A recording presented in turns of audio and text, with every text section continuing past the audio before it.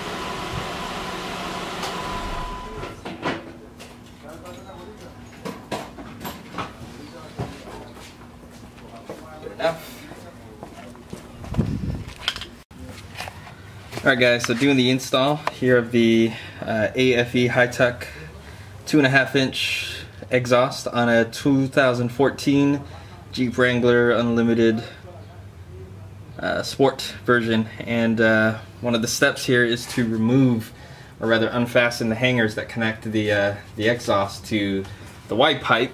Pardon if I'm getting those terms wrong. But what I found, and I don't know if this is exclusive to my Jeep or any others, is the connector for the white pipe, that guy right here. See if we can get a focus on it.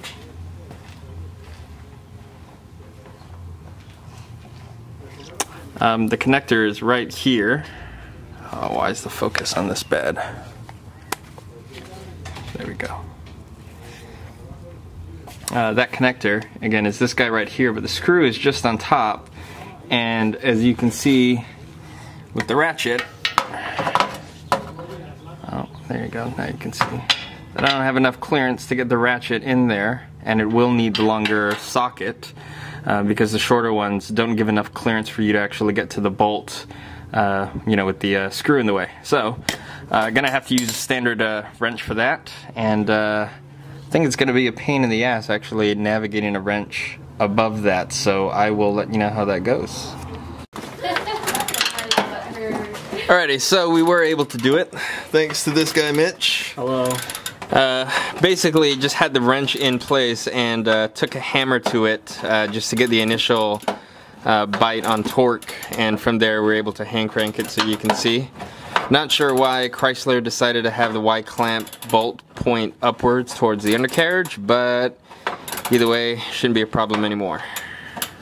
Alright folks, a quick update. We got the stock exhaust off, and you know, I haven't really seen a lot of videos on YouTube about what that actually looks like. It's just assumed that you do it. Anyways, had some troubles doing that. I'm gonna show you what we had to do. So, as you can see, there's the white pipe, and that thing was frozen pretty shut, so what we used was a mallet to kind of bang on the hanger that went into that little rubber socket there. Using that, as well as gripping on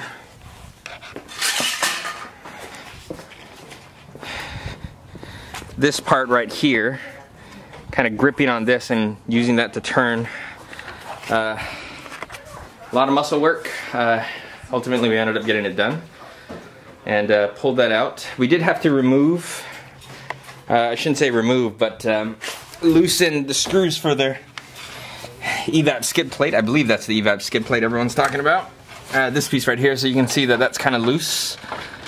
We did that so that we had enough room for the exhaust to kind of clear out through the back and over that rear axle there. And so a little bit of mallet again. Mallet's your friend. Kind of bang on that side, bang on the other side here, the exhaust. Pull it out. A little bit of water came out of it. Nothing unusual. Either way, so now that we've got the stock exhaust out, we're going to leave the evap skid plate somewhat loose there. And what we're installing today is this guy here, the AFE Power. This is the 2.5-inch high tuck exhaust from AFE. A little dirty already, but whatever, it's an exhaust. Pretty straightforward. So that piece right here is going to connect to the Y pipe, and that's the hanger. It's going to go in there. It's going to go straight back. It's going to connect here, actually. Run through the end, come out. So that actually means we only are going to be using 3 of the 4 hangers actually hold and support this up. So we'll let you know how that goes in a bit. Alrighty guys, just finished doing the install now. On this side, sorry about that. Just finished installing the exhaust. Got the clamps around the part that connects to the Y pipe, as well as midway through. And I'll give you guys a quick look around before I fire it up. So, as you can see, we lose obviously the big, oh gosh, I don't even know what they call it, gas tank, whatever that normally would be right up here. And very high clearance, comes straight through, around here.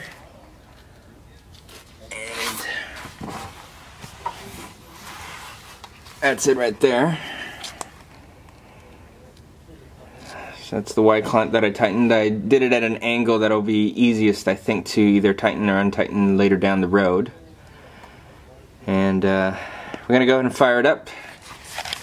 See what it sounds like. Recording? Yep. Sarah?